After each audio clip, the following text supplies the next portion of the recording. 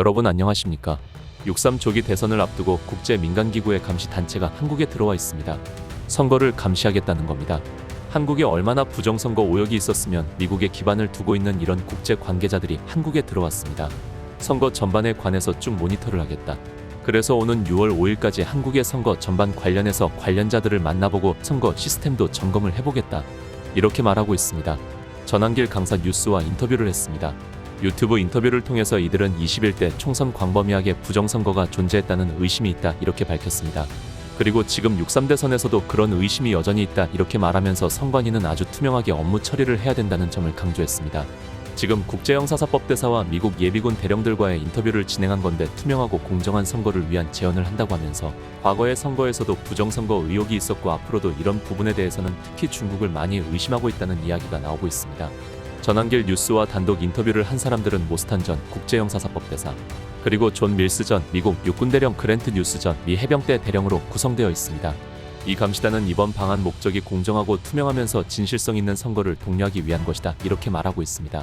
2014년 미국의 카터 민주주의 센터, 여기에 선거 매뉴얼을 준수하면서 선거 과정이 가능한 한 단순하고 명확하면서 책임성을 갖춰야 한다 이렇게 말했습니다. 선거 과정이 단순하고 그리고 명확하고 책임성을 갖춰야 되는데 특히 한국의 선거 시스템이 미국처럼 지나치게 복잡하다는 점을 강조했습니다.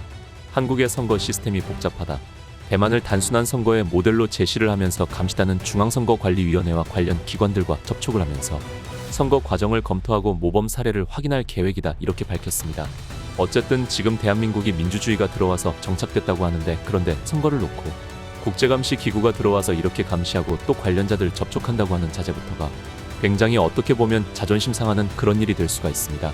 그러면서도 한쪽에서는 국내에서는 부정선거 관련해서 많은 시민단체들이 아주 눈물겨운 투쟁을 벌이고 있고 영화도 책도 관련 다큐멘터리도 만들고 있는 이런 상황입니다. 그랜트 뉴스엠 전 대령은 2020년부터 한국 선거의 무결점성 등에 대해서 연구하고 관여를 해왔다. 처음에는 부정선거 주장에 대해서는 회의를 갖고 있었는데 그런데 2020년 총선 결과를 통해서 광범위한 사기가 있었다는 증거들을 접하면서 생각이 바뀌었다는 겁니다. 2020년 총선에서 아주 부정선거 관련된 증거들이 너무 많이 나왔다는 겁니다. 투표 당일뿐만 아니라 후보자 선정부터 결과의 이의제기 그리고 검토에 이르는 전반적인 선거 과정에서 아주 심각한 문제점들이 많았다 이렇게 말합니다. 이러한 문제제기가 한국 시민들이 용기 있는 노력 때문에 가능했다라고 밝히고 있습니다.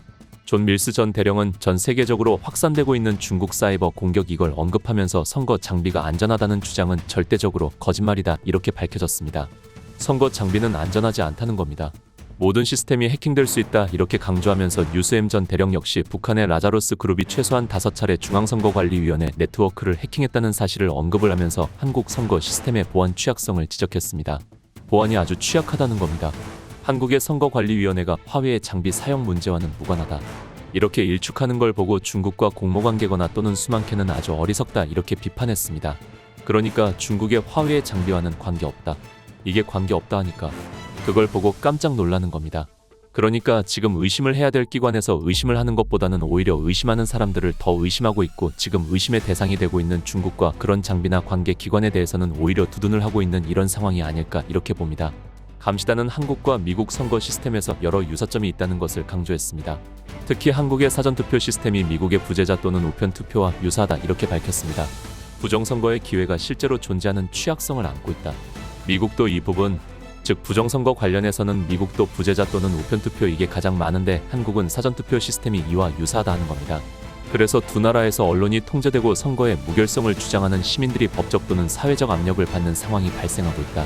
그러니까 부정선거 의혹이 있다고 주장하면 이거는 말하자면 제재를 받거나 또는 고발을 당하거나 이런 상황이 되고 있다는 게 정말 의외다 하는 겁니다. 뉴스엠 전 대령은 2020년 총선의 사전투표에서 나타났던 통계적으로 있을 수 없는 결과에 대해서 전 카이스트 교수가 그것은 신이 만들었거나 조작된 거라고 언급한 것을 다시 재인용하면서 아주 심각하다 이렇게 말했습니다. 이제 국제인천국제공항을 통해서 들어왔고 그러면서 법원이 부정선거 의혹 사건의 본안 심리를 거부하는 것에 대해서도 공통된 문제점이다 이렇게 지적을 했습니다. 깨끗한 상태의 투표지, 그러니까 빳빳한 용지, 투표 용지가 바로 명백한 증거로 제시됐는데도 불구하고 이에 대한 선거관리위원회가 말하자면 형상 기억 용지다, 종이다 이렇게 말하는 것은 한국 시민들에 대한 경멸을 보여준 것이다. 한국 시민들, 한국 사람들을 아주 무시하는 태도다 이렇게 비판했습니다. 일부 투표소에서 물리적으로 불가능한 속도로 투표가 이루어졌다 하는 점도 강조했습니다. 그러니까 이미 사전에 연구를 많이 하고 들어온 것 같습니다. 그러면서 한국 시민들이 선거 시스템 문제를 제기하는 과정에서 법적으로 다투고 있고 또는 정부의 무기화를 겪고 있다. 정부의 무기화를 겪고 있다. 이들은 지금 전한길 씨도 유사한 법적 압박을 경험했다고 언급하면서 이러한 형태가 헌법에 기반한 민주공화국의 행동해야 할 방식이 아니다. 한국에서는 지금 이게 민주공화국에서 나타날 수 없는 현상들이 나타나고 있다는 점을 지적했습니다.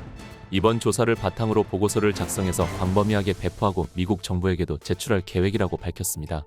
그래서 한국에서 일어나는 일이 매우 중요하고 그리고 너무나 오랫동안 미국 정부가 한국 정치에 대해서 그동안 가정만 해왔다.